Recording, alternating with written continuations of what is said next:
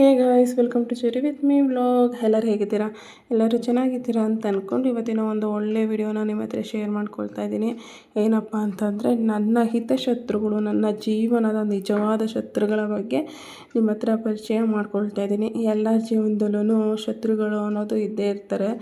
So ಅವರು ಯಾರು ಏನು ಅನ್ನೋದು ಯಾರು ಅಷ್ಟಾಗಿ ಹೇಳ್ಕೊಳಕ್ಕೆ ಹೋಗಲ್ಲ. ಬಟ್ ನಾನು ನನ್ನ ಶತ್ರುಗಳು ಯಾರಪ್ಪ, ಏನು, ಹೆಂಗಾದರು ಅನ್ನೋದನ್ನೆಲ್ಲ ಇವತ್ತಿನ ವಿಡಿಯೋದಲ್ಲಿ ತಿಳಿಸ್ಕೊಡ್ತಾ ಇದ್ದೀನಿ. ಬನ್ನಿ. ನನ್ನ ಜೀವನದಲ್ಲಿ ನಿಜವಾದ ಶತ್ರುಗಳು ಹೊರಗಿನವರಲ್ಲ, ಎಲ್ಲ ಒಳಗಿನವರೇ. ಎಲ್ಲಿದ್ದಾರೆ ಅಂದರೆ ಅವರೆಲ್ಲ ನನ್ನೊಳಗಡೆನೇ ಇದ್ದಾರೆ. ಯಾರಪ್ಪ ಅವರು ಅಂತ ಅಂದರೆ, ಅತಿಯಾಗಿ ಯೋಚನೆ ಮಾಡೋದು, ಆತಂಕ, ಪ್ಯಾನಿಕ್ ಅಟ್ಯಾಕ್, ನನಗೆ ನನ್ನ ಮೇಲೇ ನಂಬಿಕೆ ಇಲ್ಲ, ಅದೇ ಭಯ, ಇದಿದೆಯಲ್ಲ, ಇದು ನಿಜವಾಗ್ಲೂ ನನ್ನ ಶತ್ರುಗಳು. ಎಷ್ಟು ಜನ ಶತ್ರುಗಳು ಇದ್ದಾರಲ್ಲ, ಒಟ್ಟಿಗೆ ಸೇರಿಕೊಂಡು ಎಷ್ಟು ಜೀವನನ ಹಾಳು ಮಾಡಬೇಕು ಅಷ್ಟು ಜೀವನನ ಹಾಳು ಮಾಡಾಕ್ಬಿಡ್ತಾರೆ. ನಾನು ಏನು ಮಾಡ್ತೀನಿ ಅಂದರೆ, ತುಂಬ ನನಗೆ ಇತ್ತೀಚಿನ ದಿನಗಳಲ್ಲಿ ಒಂಟಿತನ ಅನ್ನೋದು ತುಂಬಾ ಕಾಡ್ತಿದೆಯಲ್ವ. ಈ ಒಂಟಿತನ ಬಂದಾಗಲೇ ಇಷ್ಟೊಂದು ಜನ ಶತ್ರುಗಳು ಉಟ್ಕೊಂಬಿಟ್ಟಿದೆ ನನಗೆ. ಚಿಕ್ಕ ಚಿಕ್ಕ ವಿಷಯಕ್ಕೂ ನಾನು ಭಯಪಡ್ತೀನಿ, ಅತಿಯಾಗಿ ಯೋಚನೆ ಮಾಡ್ತೀನಿ. ಚಿಕ್ಕ ವಿಷಯನ ದೊಡ್ಡದಾಗಿ ಯೋಚಿಸ್ಕೊಂಡು ತಲೆ ಕೆಡಿಸ್ಕೊಂಡು ಕೂತ್ಕೊಂಡ್ಬಿಡ್ತೀನಿ. ಎಷ್ಟು ಭಯ ಆಗುತ್ತೆ ಅಂದರೆ ಹೇಳೋಕ್ಕಾಗಲ್ಲ, ಅಷ್ಟೊಂದು ಭಯ ನನಗೆ. ಏನಾಗುತ್ತೋ ಇದರಿಂದ, ಎಷ್ಟೇ ಧೈರ್ಯ ತೊಗೊಂಡ್ರೂ ಸಾಲಲ್ಲ ಅಂತಲೇ ಹೇಳ್ಬೋದು, ಅಷ್ಟು ಭಯ ಹುಟ್ಟಾಕ್ಬಿಡುತ್ತೆ. ನನಗೊಂದೊಂದು ಸಲ ಅನಿಸುತ್ತೆ, ಜನಗಳ ಮಧ್ಯೆನೇ ಇದ್ರೂ ಕೆಲವೊಮ್ಮೆ ನಾನು ಒಬ್ಬಳೇ ಇದ್ದೀನಿ ಅಂತ ಅನಿಸ್ಬಿಡುತ್ತೆ. ಎಲ್ಲರ ಜೊತೆನೂ ಇರ್ತೀನಿ, ಬಟ್ ಆದರೂ ನಾನು ಒಬ್ಬಳೇ, ನನ್ನ ಮನಸ್ಸು ಎಲ್ಲೋ ಇರುತ್ತೆ. ಆ ರೀತಿ ಆಗೋಗ್ಬಿಟ್ಟಿದೆ. ಯಾಕೆ ಏನು ಅಂತ ನನಗೂ ಇದುವರೆಗೂ ಅರ್ಥ ಆಗಿಲ್ಲ. ಅದೇ ಇದಕ್ಕೆಲ್ಲ ಕಾರಣ ಒಂಟಿತನ. ನಾನು ಯಾವಾಗಲೂ ಒಬ್ಬಳೇ ಇದ್ದು ಎಲ್ಲರೂ ದೂರ ಮಾಡಿಬಿಟ್ರಲ್ವ ನನ್ನನ್ನು ಕೆಲವೊಂದು ವಿಷಯಗಳಲ್ಲಿ. ಸೊ ಅದಕ್ಕೋಸ್ಕರ ಈ ರೀತಿ ಆಗೋಗ್ಬಿಟ್ಟಿದ್ದೀನಿ. ಏನೂ ಮಾಡೋಕ್ಕಾಗಲ್ಲ.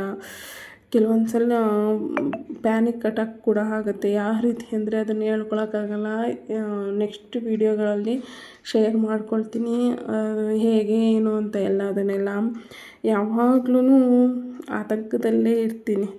ನೋಡೋರ ಕಣ್ಣಿಗೆ ನಾನು ಚೆನ್ನಾಗಿ ಕಾಣಿಸ್ತಾ ಇರ್ತೀನಿ, ಬಟ್ ನನ್ನೊಳಗಡೆನೇ ಒಂದು ದೊಡ್ಡ ಯುದ್ಧ ನಡೀತಾ ಇರುತ್ತೆ. ಅದು ಯಾರ ಕಣ್ಣಿಗೂ ಕಾಣಿಸಲ್ಲ. ಅಷ್ಟು ದೊಡ್ಡ ಯುದ್ಧ ಅಂದರೆ ಅಷ್ಟು ದೊಡ್ಡ ಯುದ್ಧ ನಡೀತಾನೇ ಇರುತ್ತೆ.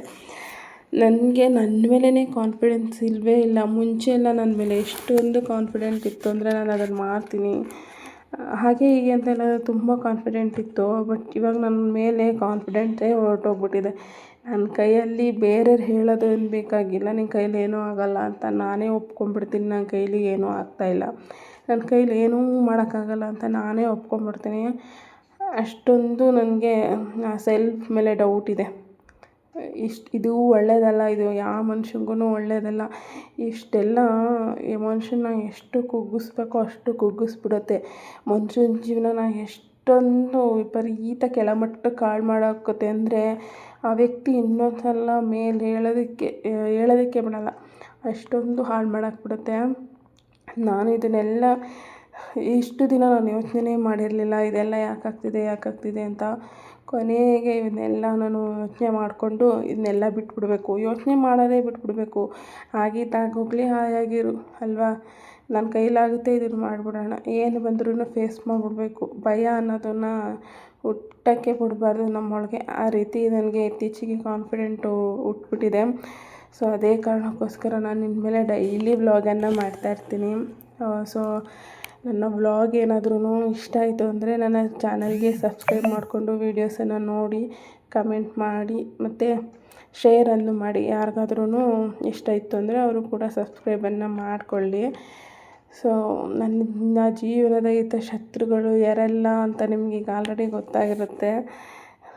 ಅವ್ರ ಜೊತೆ ಇನ್ಮೇಲೆ ಫೈಟ್ ಮಾಡಿ ನಾನೇನೋ ಒಂದು ಅಂದ್ಕೊಂಡಿದ್ದೀನಿ. ನಾನು ಯೂಟ್ಯೂಬಲ್ಲಿ ಅಟ್ಲೀಸ್ಟ್ ಏನಾದರೂ ಒಂದು ಮಾಡಬೇಕು ಅಂತ ಅಂದ್ಕೊಂಡಿದ್ದೀನಿ. ಅದನ್ನು ಮಾಡ್ತೀನಿ. ಯಾವುದೇ ಕಾರಣಕ್ಕೂ ನಾನು ಅದನ್ನು ಬಿಡೋದಿಲ್ಲ.